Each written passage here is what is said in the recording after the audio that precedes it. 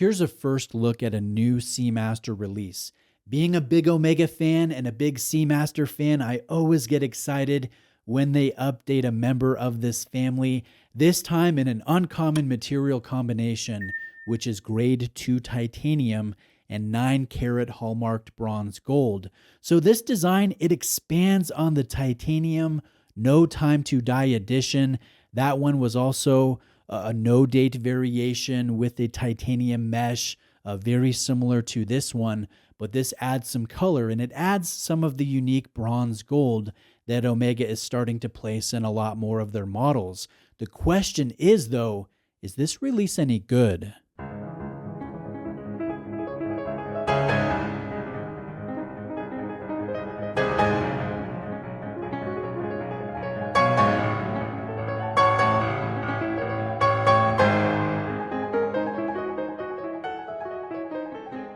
Thank you to Exquisite Timepieces.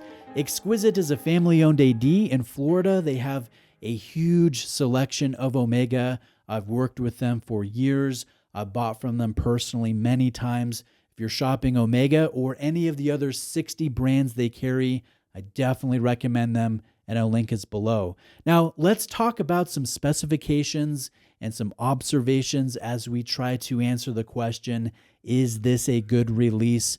42 millimeters in diameter, 49.7 millimeters lug tip to lug tip, and 13.8 millimeters tall. So it's actually 0.2 millimeters taller than a standard Seamaster Professional, but the shape of the bezel and the crystal differs a little bit. So visually, this actually looks and wears thinner, even though nominally speaking, it's a touch taller than a standard Seamaster.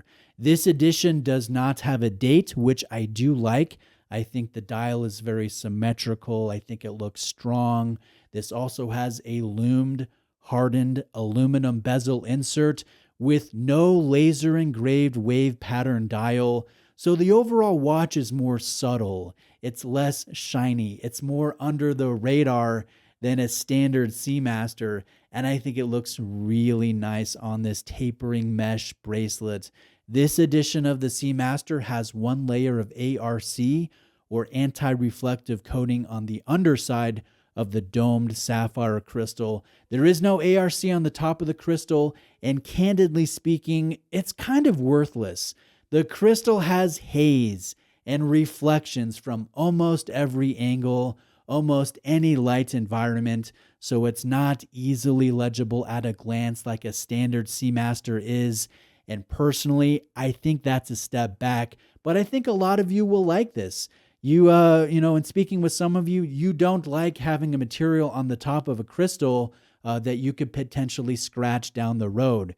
So there's some give and take with potential scratches and at-a-glance legibility. Little things like this, I think they stand out.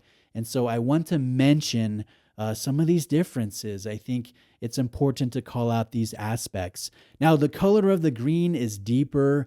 It's more saturated than a Seaweed Master. The Seaweed Master has dark olive green hues that almost look black in most lights. This watch, it's brighter. It's more warm, it's an evergreen hue, and there's a slight texture to the domed shape of the dial. Now, the hands are bronze gold, and they match the tone of the aged tan lume. Now, if the bezel and crown weren't bronze gold, I think I would be up in arms about the color of the lume. I just don't like tan lume on non-vintage inspired watches. Half the time, I don't even like it on vintage inspired watches. So here, mixed with the bronze gold components, I think it's more of a fashion choice, and visually, it does work. Now, this is the bezel action. The grip is average. It's not great with the scalloped edges. The action of the bezel is average to below average. I've definitely experienced better on other Omega divers, with the Ultra Deep being the pinnacle or the best that I've handled from the brand. This is the lume shot. Where I might be a touch critical with other aspects of this release, I really can't here. The lume is fantastic. Bitone and execution, with most everything being cyan blue, with the exception of the minute hand and the bezel pip, those elements are done in green, and I love how the lume looks absolutely uniform and natural light. You see no differentiation in the color of the tan, but in low light, it's so distinct. Definitely two different colors, and it's watches like this one that make me want the rest of the Seamaster Professional line to all have lumed ceramic or lumed aluminum bezel inserts. Now, the movement inside the case is the 8806 caliber. It's a no-date variation of the 8800, and I love the movement in general. It's robust, it's accurate, it's anti-magnetic, it's sharp to look at behind this sapphire exhibition crystal. This has the tech specs that we like to see that include a free-sprung balance, a full balance bridge, a silicone hairspring, variable inertia regulation, and a coaxial escapement. This is Metis certified, and again, I think it's a great choice for a daily wear watch. I am a little bummed, however, that it's not an 8912. I think when a brand like Omega wants to charge nearly double, for this watch compared to an entry Seamaster, they should do a little bit more to differentiate the models and add some value for those customers that are paying a lot more for a pretty comparable product. And so a way to do that would be to upgrade the movement. What sets this watch apart from a standard Seamaster?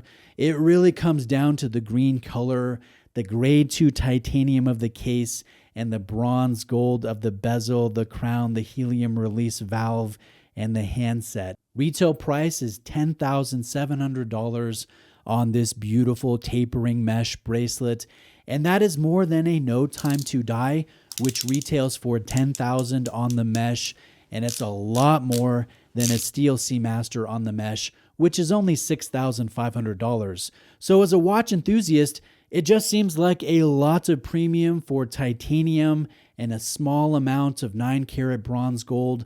I recognize that Omega is starting to do more bronze gold within their product catalog, but again, that seems to be a pretty big jump. It's not a value-rich release, at least at first glance, and I can make a case for the steel versions being very value-laden. I just can't do it for this edition. Yes, I think it's sharp looking, it's a new color, and for those that want this, they'll definitely have to pay a premium, but they'll have a less common Seamaster. I don't think you'll see these as much as you do the standard Seamasters when you go out and about or even to watch collector activities.